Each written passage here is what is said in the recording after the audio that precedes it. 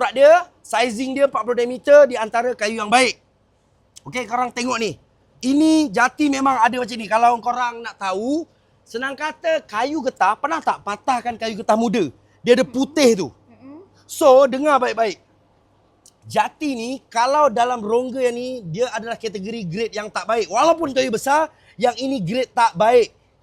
Ni, bulatan ni grade tak baik. Walaupun dia pusar kat tengah, ini tak baik. Yang baik dia kat sini je, geng. Sikit je.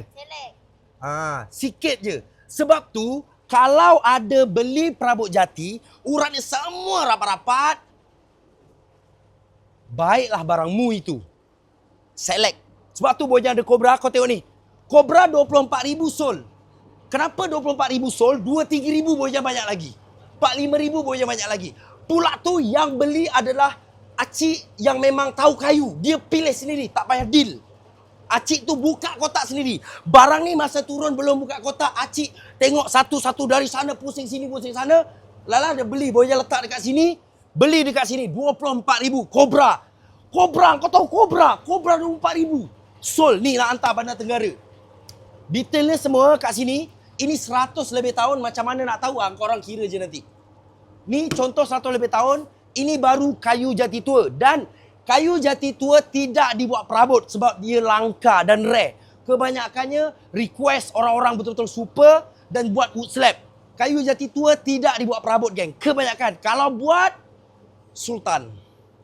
Kamu memang sultan. Sebab Bojan pun tak pakai. Sebab Bojan Maxima, pakai set blade Dido pun, nak beli barang ni pakai yang ini. Dah max. Sebab ini kebiasaannya dibuat untuk international.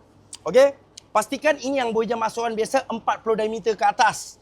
Saiz kayu yang paling sesuai adalah 40 tahun hingga 80 tahun.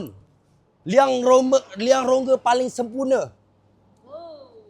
40 tahun sampai 80 tahun. Ini 80 lebih dekat 90.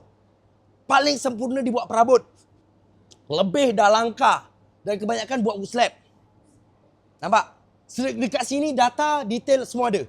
So ini uratnya nampak ni, geng. Tadi korang tengok tak kat sana uratnya lurus. Nampak tak?